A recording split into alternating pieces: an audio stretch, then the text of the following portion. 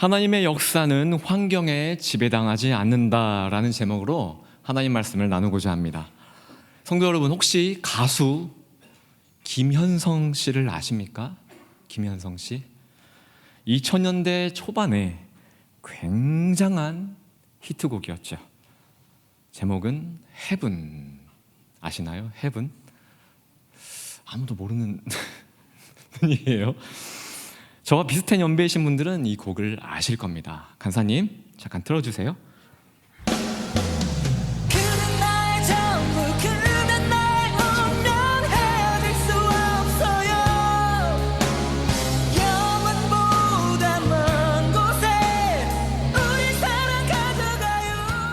네, 알아서 끊어주시네요. 저는 끝까지 들으려고 했는데 네, 끝까지 들었다가는 하나님께 제가 혼나니까 여기까지. 간사님이 알아서 딱 절절해 주셨네요. 감사합니다, 간사님. 2000년대 초반 당시에 이 헤븐이라는 곡은요, 10대 그리고 20대들 사이에서 굉장한 인기를 누렸던 그냥 히트곡도 아닌 초대 히트곡이었습니다. 초대 히트곡. 김현성 씨의 이 특유한 음색, 그리고 범접할 수 없는 이 초고음. 이 헤븐이라는 곡은 딱 김현성 씨만을 위해 만들어진 곡이라 할 정도로 굉장히 난이도 있는 이 곡을 아주 잘 소화해내신 굉장히 뛰어나신 가수라는 겁니다. 김현성 씨는 이 곡 하나로요, 정말 많은 인기와 명예를 누렸습니다. 아마도 이 한 곡으로 상당한 수입도 얻었을 것입니다. 그만큼 초대작 히트곡이었기 때문이겠죠. 그런 김현성 씨가 어느 날 사라졌어요. 그리고 TV에서는 더 이상 그분을 볼 수가 없게 되었습니다. 성도 여러분, 혹시 싱어게인이라는 음악 프로 아십니까? 싱어게인.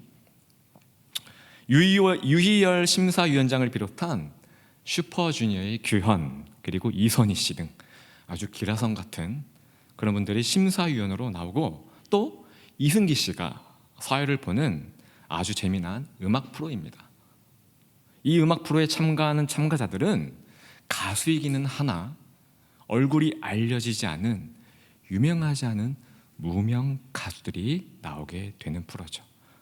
참가자들은 가슴에 이름표 대신에 번호표를 달고 나오게 되는데, 어디서 많이 본 듯한 남성분이 무대 위로 딱 올라왔어요. 심사위원들은 그때까지 누군지를 눈치채지 못했습니다. 그리고 참가자가 부를 노래의 반주가 흘러나오자 모두 경악합니다. 그 노래의 반주는 다름 아닌 금방 들었던 헤븐이었어요. 헤븐. 딴딴딴 피아노 반주를 시작하면서 이 참가자는 바로 오랜 시간 잠적했었던 김현성 씨였다는 거죠. 오랜 세월이 흘렀기 때문에 나이가 들은 외모, 과거 한참 잘 나갔을 시절의 카리스마, 화려함 없었어요. 그저 평범한 동네 이웃 아저씨와 같은 모습으로 오랜만에 무대 위에 섰다는 거죠. 그러나 실력만큼은 여전하겠지, 녹슬지 않았겠지 하면서 이 노래의 전주가 끝나고 첫 소절을 부를 때쯤에 모두는 기대를 했습니다. 그러나 첫 소절을 부르는 김현성 씨의 목소리를 듣고 모두가 충격에 빠졌습니다. 그 이유는 다름이 아닌 성대 결절로 인한 목소리의 변조 형상 때문이었어요. 나중에 여러분들이 유튜브를 통해서 자료화면을 찾아보면 아시겠지만 차마 눈뜨고는 볼 수 없을 정도로, 그리고 더 이상 듣기엔 귀가 민망할 정도로 김현성 씨의 음정은 너무나 불안했다는 거죠. 고음은커녕 초반에 그 저음의 구간에서도 김현성 씨의 음정은 불안했습니다. 그러나 목소리와 달리 그분의 눈빛과 얼굴 표정은 남달랐다는 겁니다. 그 어느 참가자와는 달리 정말 비장했다는 것. 이 한 곡을 끝까지 불러내기 위해서 진지하게 임하는 눈빛과 표정이었습니다. 심사위원들은 김현성 씨를 보면서 어떤 분은 오열을 하기 시작했고, 거의 대부분이 다 눈물을 흘리기 시작했어요. 노래가 끝나고 심사위원들이 마이크를 들고 심사평을 하기 시작합니다. 그 중에 가장 인상 깊었던 것은 슈퍼주니어의 규현 씨가 이렇게 말을 합니다. 어렸을 적 저의 영웅이었던 김혜성 씨를 여기서 보게 될 줄 몰랐습니다. 여기서 보게 되니 굉장히 기쁘고 또한 영광스럽게 생각합니다. 저는 이 곡을 굉장히 좋아했습니다. 그리고 정말 많이 들었습니다. 김혜성 씨의 이 헤븐을 부르는 무대를 그 누구보다 많이 봐왔습니다. 그런데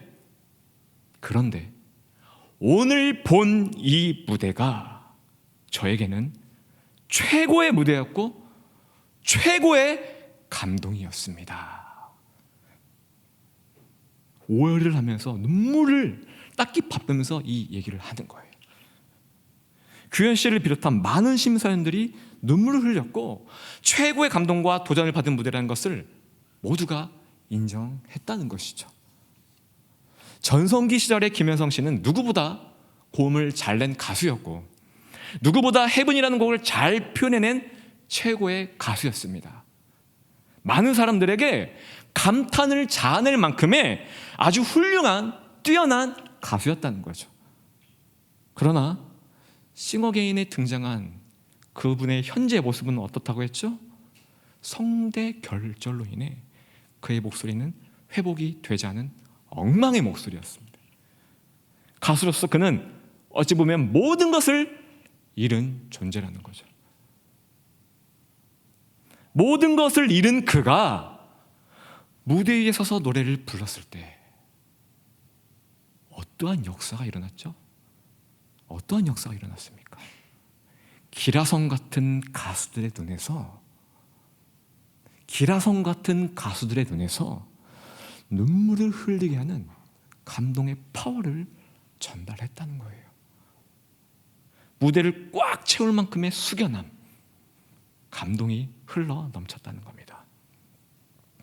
김현성 씨는 골짜기와 같은 환경에 지배당하지 않고 세상 밖으로 나와서 무대 위에 서서 가수로서 당당하게 그의 사명에 최선을 다했다는 거예요. 비록 많은 것을 잃은 그였지만 이와 같은 모습을 통해 감동의 역사가 벌어졌다는 거죠. 오늘 본문에 나오는 모세는 어떻습니까? 11절에서 14절까지의 모세는 모든 것을 가진 자였습니다. 이집트의 왕자로서 명예, 부, 권세, 모든 것을 가진 그였습니다. 그런 모세가 오늘 본문에 나온 것처럼 건설 현장에 나가 둘러보던 중에 본인과 같은 히브리 민족 사람이 글쎄 애굽 사람에게 학대당하는 것을 발견하게 됩니다.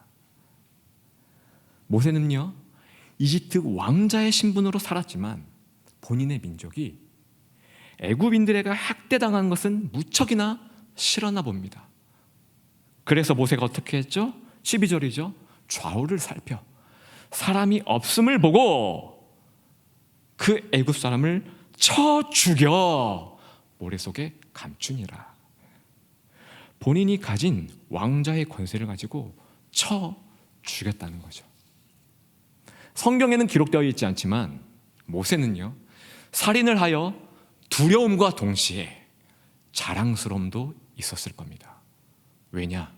히브리인으로서 애굽인을 응징했기 때문이에요. 내가 비록 이집트의 왕자이긴 하나 내 민족 히브리인들을 이렇게나 아끼고 보호한다. 무엇으로? 내가 가진 권세로. 아마도 모세에겐 이러한 자부심이 있었을 겁니다. 다음 날 또다시 건설 현장에 모세가 나갔습니다. 이번에는요, 두 히브리 사람이 다투고 있는 것을 봤습니다. 이를 본 모세는 또다시 애국심, 이 같은 민족에 대한 애정을 가지고 이들에게 말합니다. 네가 어찌하여 우리 민족 히브리 사람 동포를 괴롭히느냐, 치느냐? 이에 히브리 민족들이 어떻게 대답하죠? 모세가 전혀 예상치 못한 충격적인 답변을 합니다. 누가 너를 우리를 다스리는 자로 삼았느냐? 누가 너를 우리를 다스리는 재판관으로 삼았느냐? 네가 애굽 사람을 죽인 것처럼 나도 죽이려느냐? 이 말에 모세는요, 매우 당황하고 또 두려움에 빠지게 됩니다. 본문 말씀을 통해, 여기까지의 본문 말씀을 통해서 우리가 알 수 있는 것이 무엇이죠? 이집트의 왕자로서 부, 명예, 권세, 이 모든 것을 가진 모세는요, 자신과 같은 히브리 민족을 위해 나름 애착을 가지고 보호하려 했으나 단 한 사람도 감동시키지 못했다는 거예요. 단 한 사람도 구원해내지 못했다는 사실입니다. 오히려 역으로 누가 너를 우리를 다스리는 자로 재판관으로 삼았느냐? 네가 애굽 사람을 쳐 죽인 것처럼 나도 죽이려느냐? 라는 말로 봉변을 당했다는 거예요. 또한 히브리 민족을 지키기 위해 사용했던 권력이, 그 권세가 오히려 자신의 목숨을 위협하는 칼이 되어 되돌아왔다는 겁니다. 모세는 죽음이 두려웠습니다. 처벌받는 것이 두려워서 애굽인의 시체를 모래 속에 감추었는데 이미 사람들은 다 보았고 소문은 이미 퍼질 대로 퍼졌습니다. 이윽고 우려했던 일이 벌어지게 됩니다. 이 소문이 누구의 귀에? 바로의 귀에 들어가게 된 거죠. 이 소식을 들은 바로는 극대노하여 모세를 찾아 죽이려고 했습니다. 모세는요, 바로를 피해 어디까지 도망했다고 하죠? 미디안 광야까지 주랭랑을 치게 되었습니다. 15절이죠. 바로가 이 일을 듣고 모세를 죽이고자 하여 찾는지라. 모세가 바로의 낯을 피하여 미디안 땅에 머물며 하루는 우물 곁에 앉았더라. 성도 여러분, 11절에서 14절까지의 모세는요, 부, 명예, 권세, 모든 것을 가진 이집트의 프린스 왕자였습니다. 그러나 15절에서의 모세는 어떠한 모습입니까? 아주 극명하게 달라집니다. 더 이상 그는 이집트의 왕자가 아니에요. 부, 명예, 권세 없습니다. 하루아침에 모든 것을 잃어버린 그야말로 거지가 됐다는 것이죠. 그저 평범한 거지면 다행이겠지만 언제라도 애굽인들의 눈에 띄게 된다면 당장 이집트로 끌려가 목숨을 잃을 수 있는 살인자 거지, 현상수배범 거지, 이게 현재 모세의 처지라는 거죠.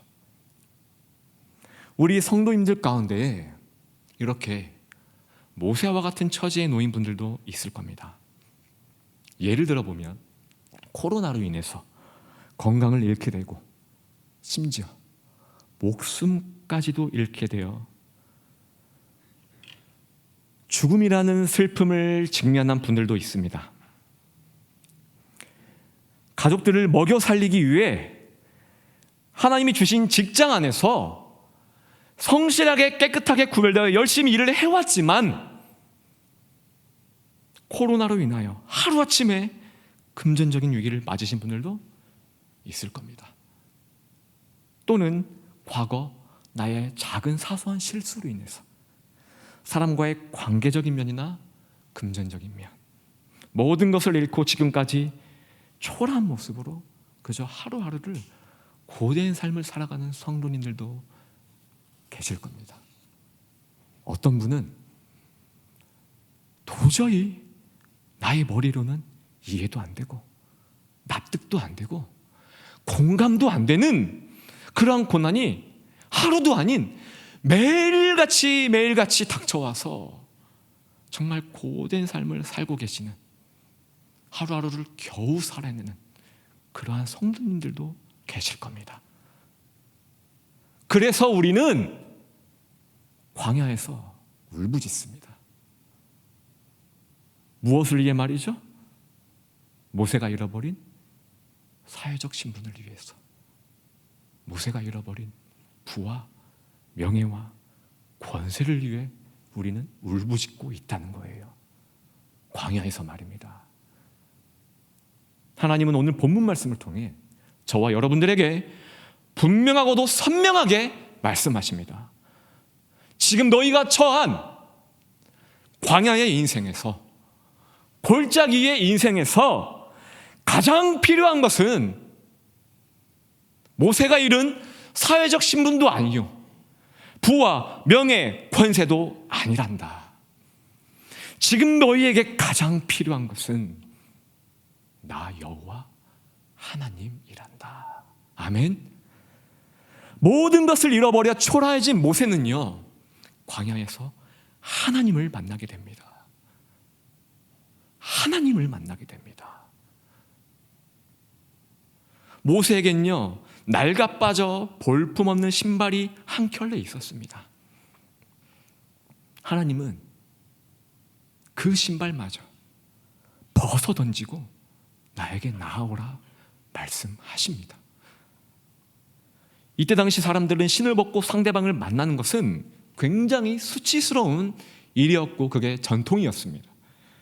맨발로 상대방을 마주한다는 것은 나는 당신의 종입니다, 나는 아무것도 아닙니다, 상대방 앞에 나를 굴복시킨다는 의미를 뜻한다는 거예요. 하나님은 모든 것을 잃어버린 모세에게서 낡아빠진 그 신발만큼은 네가 가지고 있어라 가 아니라, 그 신발마저도 벗어 제끼고 던져버리고 버려버리고 나에게 나오라 말씀하셨다는 거죠. 내가 선 이곳은 거룩한 곳이니 너의 신을 벗고 내 앞에 나올지니라. 여호와의 말씀입니다. 마지막 남은 모세의 자존심마저 하나님은요, 지켜주는 것이 아니라 벗어 던지기를 원하셨다는 겁니다. 모세는 하나님의 말씀에 순종하여 신발을 과감하게 벗어 던집니다. 사회적 신분, 그 왕자의 신분, 그가 누렸던, 과거에 이집트에서 누렸던 호화스러운 부와 명예, 절대적인 힘, 권력, 권세, 이제는 그걸 다 잃어버리고 하나 남은 자존심마저 모세는요, 모두 다 잃었다는 겁니다. 버렸다는 거예요. 이대로 끝일까요? 하나님이 이대로 끝내게 하실까요? 아니겠죠? 이로써 이 순종한 모세를 통하여 하나님이 어떻게 갚아주셨죠? 모세가 잃은 사회적 신분은요, 하나님의 유일한 친구. 성도분은 아십니까? 성경에서 하나님을 제외한, 예수님을 제외한 인간들 중에서 나의 가장 가까운 친구니라 라고 인정했던 사람은 오직 유일한 한 사람, 모세밖에 없었습니다. 하나님은 모세의 잃어버린 사회적 신분을 이렇게 회복시켜 주셨다는 거예요. 또 모세가 잃은 부와 명예, 권세는 애굽의 모든 부와 명예, 권세를 박살낼 나무 지팡이 하나로 하나님이 갚아주셨습니다. 또 하나, 율법이라는 말씀의 권세를 모세의 입술에 주셨다는 거예요. 이 말씀과 낡고 볼품없는, 아무 능력이 없어 보이는 나무 지팡이 하나로 모세가 어떻게 하죠? 바로의 부와 명예, 권세에 대항하여 아주 초전박살되지 않았습니까? 이렇게 갚아주셨다는 거예요.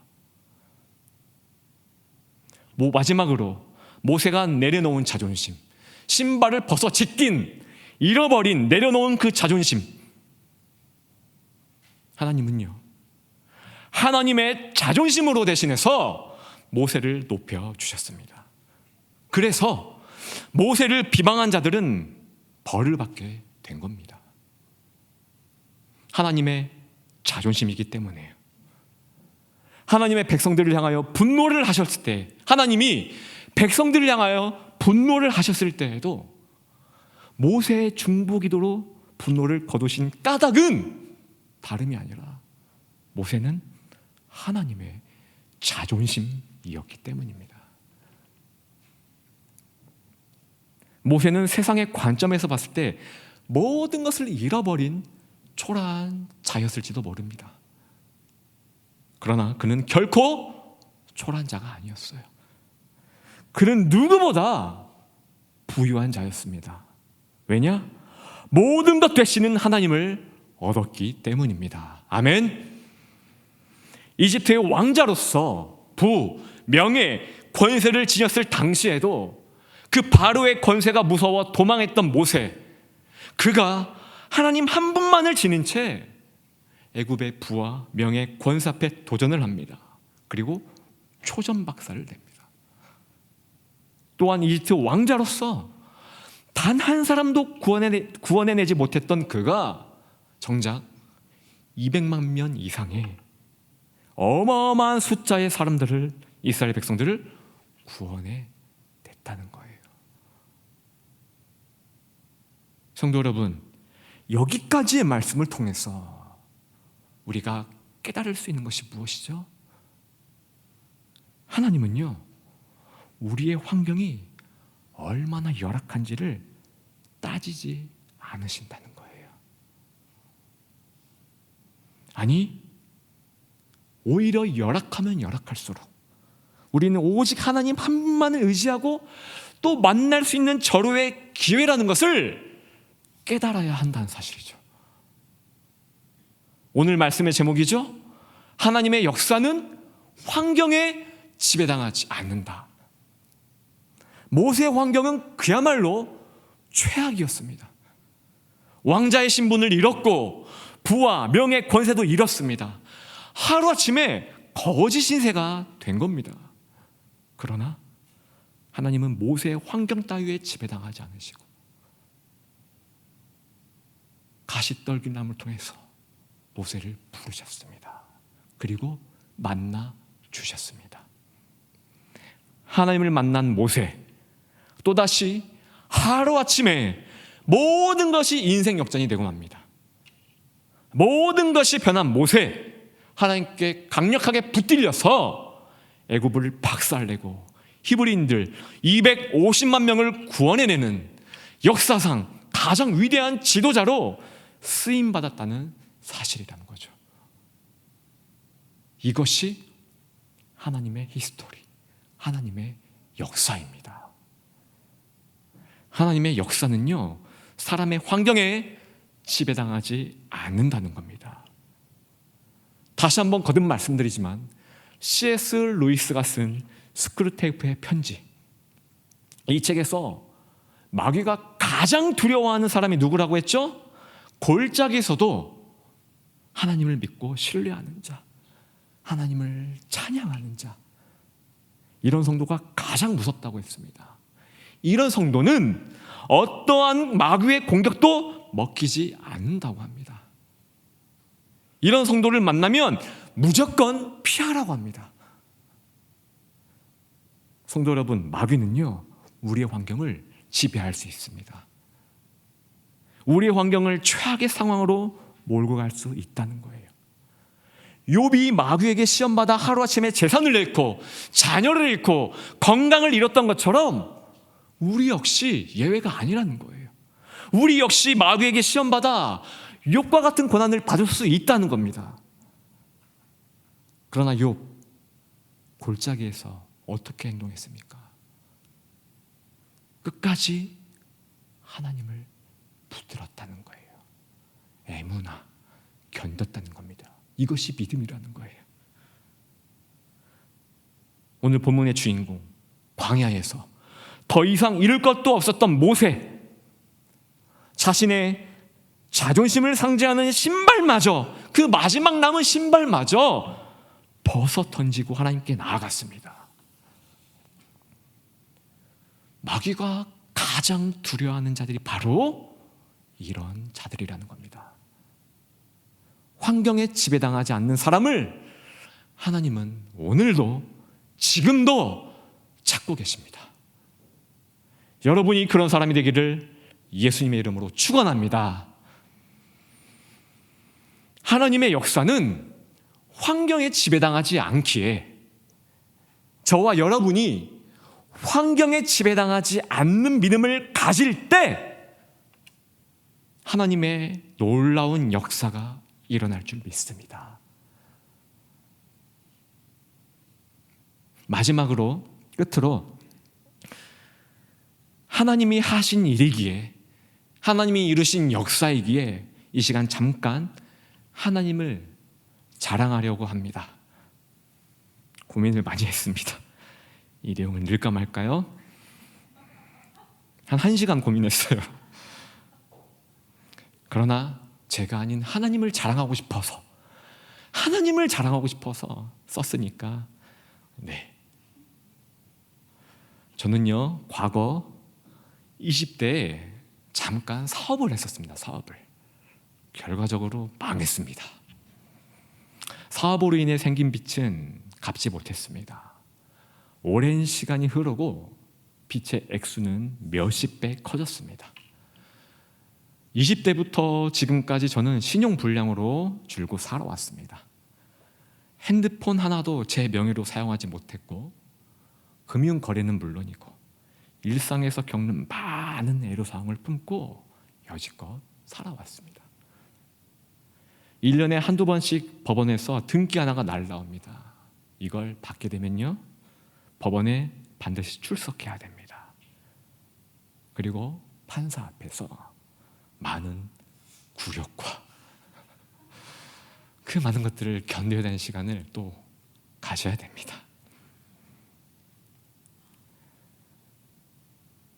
지금은 모두 돌아가시고 천국에 계신 저희 아버지와 어머니는요, 살아계실 때 가끔 이런 말씀을 하시곤 하였습니다.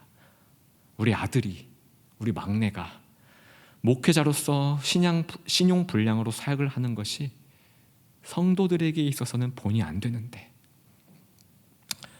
나중에 단독 목회를 할 때에도 신용불량이 많은 걸림돌이 될 텐데, 그 전에 단독 목회하기 전에, 개척하기 전에 하나님의 은혜로 이 빚을 어서 갚을 수 있는 은혜가 오길 기도하마.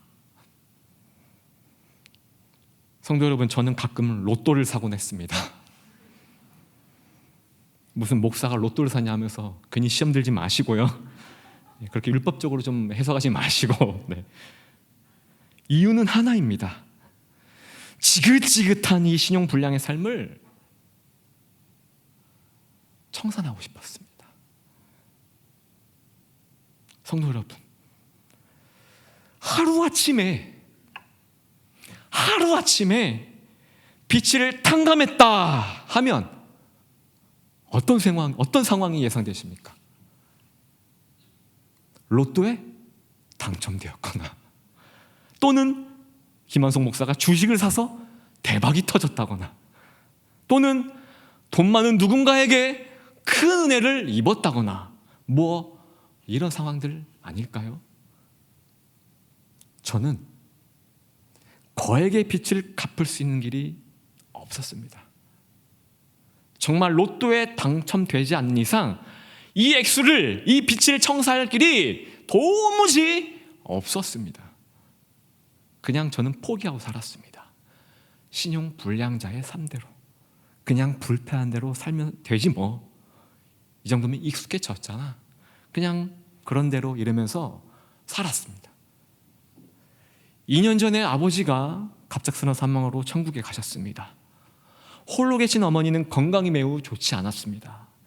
옆에서 병수발 들던 아버지도 안 계시니 어머니는 이제 혼자서 이 모든 아픔들을 짊어지고 가야 하는 상황이었어요. 저는 그런 어머니를 더 이상 두고 볼 수 없어서 저로서 할 수 있는 만큼 최대한으로 모으시려고 노력을 해왔습니다.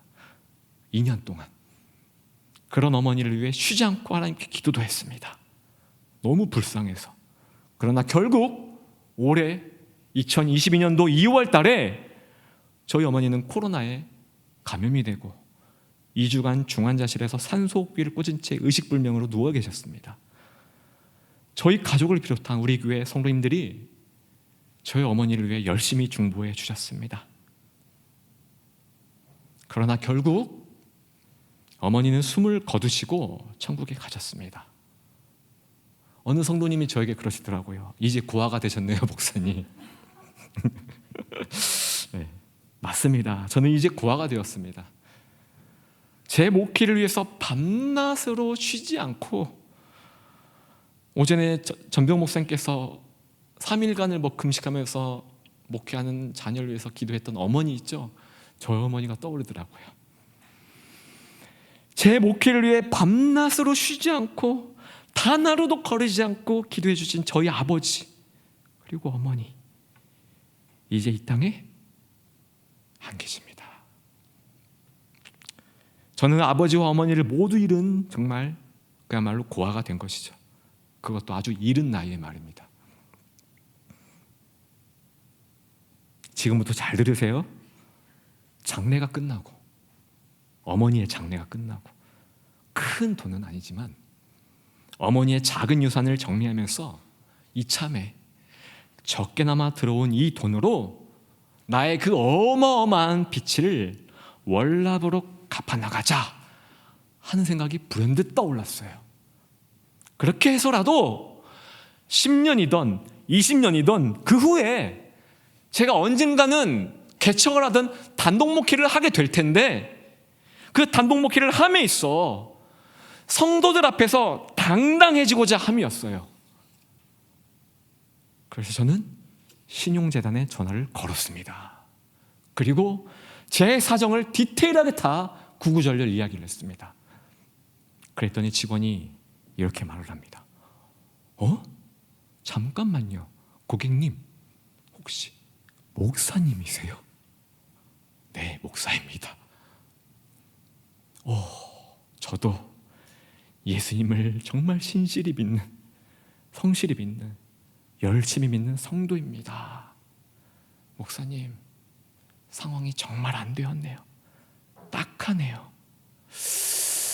그러면서 한 30초간 침묵이에요. 말이 없으세요, 직원이. 그래서 절망이구나. 끝났구나. 목사님, 가만히 있어 보세요. 제가 부장님께 특별히 보고드려서 특례로 조치할 수 있도록 한번 준비해 보겠습니다. 제가 10분 뒤에 전화 드리겠습니다 하고 전화를 끊었습니다. 그리고 10분 뒤 정확하게 다시 전화가 걸려왔어요. 목사님, 축하드립니다. 축하드립니다. 부장님께서 흔쾌히 허락해 주셨습니다. 원래 이 과정은 굉장히 까다롭고 잘 통과가 되지 않는 부분인데 목사님은 정말 하나님의 은혜가 있었나 봅니다. 땡땡땡 금액이 준비되는 대로 입금해 주시면 바로 완죄될 수 있도록 조치하겠습니다. 로또에 당첨돼야 탕감할 수 있었던 빚을 정말요, 제가 금액은 공개할 수 없습니다. 정말 말도 안 되는, 여러분이 무엇을 상상하든 그것보다 훨씬 적은 액수예요. 말도 안 되는 소액으로 갚을 수 있도록 신용재단에서 저에게 기회를 준 것입니다. 20년 가까이를 신용불량으로 살아오면서 빚 갚기를 포기하고 살았던 저에게 로또 당첨도 아닌, 주식 대박도 아닌 어머니 장례식을 통해서 모든 것을 잃은 고아 같은 슬픔에 잠긴 저에게 하나님은 뜻밖의 기적을, 역사를 베푸셨다는 거예요. 말도 안 되는 일이 순식간에 풀려버리기에 저는요 의심했습니다. 그리고 몇 번이고 사기가 아닌지 확인하고 또 확인했습니다. 그리고 검증된 완제 증명서까지 받고 저의 신용 등급까지 확인해서야 그제서야 안심을 하게 되었습니다. 성도분들도 아시겠지만 얼마 전 제가 카톡을 탈퇴하고 각 방에서 나간 것을 알 겁니다. 목사님이 왜 나가셨지? 그리고 다시 초대하여 짠 들어오게 되었죠. 이유가 무엇일까요? 핸드폰 명의부터 카카오톡까지 모두 이제는 당당하게 제 명의로 사용할 수 있게 명의 변경을 했기 때문이에요. 혹시나 신용불량으로 어렵게 살아오신 분들은요, 제 심정을 매우 잘 알 겁니다. 하루아침에 빚을 탕감받고 신용불량자에서 벗어난 이 심정은요, 정말 다시 태어난 기분이에요. 정말 다시 태어난 기분이에요. 다시 새 삶을 사는 기분이에요. 부모를 잃어서 슬픔에 잠긴 저에게요, 생각지도 못한 하나님의 은혜와 역사가 일어난 거예요. 앞으로의 제 목회함에 있어 하나님은 걸림돌이 되는 것들을 어머니 장례를 통해 역사하셨다는 겁니다. 이럴 때 하나님을 향한 영광의 박수 한번 나와야 하는 거 아닐까요? 네. 주님 감사합니다. 네. 저 하나님 자랑한 겁니다. 네. 성도 여러분, 하나님은 우리가 처한 환경에 지배당하지 않으십니다. 우리가 처한 환경이 매우 열악할지라도 하나님이 손대시면요, 기적이 일어날 줄 믿습니다. 역사가 일어날 줄 믿습니다. 그러나 마귀는 우리가 환경에 지배당하기를 원한다는 사실이에요. 환경에 굴복되기를 원한다는 겁니다. 그 환경에 낙심되어 짜부러지기를 원한다는 거예요. 사랑하는 성도 여러분, 여러분에게 주어진 환경이 얼마나 열악할지라도 끝까지 하나님을 예배하시길 바랍니다. 기도하시기를 바랍니다. 찬양하기를 바랍니다. 이렇게 환경에 지배당하지 않는 믿음을 여러분들이 갖고 있을 때, 지닐 때 하나님은 분명히 역사하실 것을 믿습니다. 여러분의 삶 가운데 이러한 역사가 일어나길 예수 그리스도의 이름으로 축원합니다.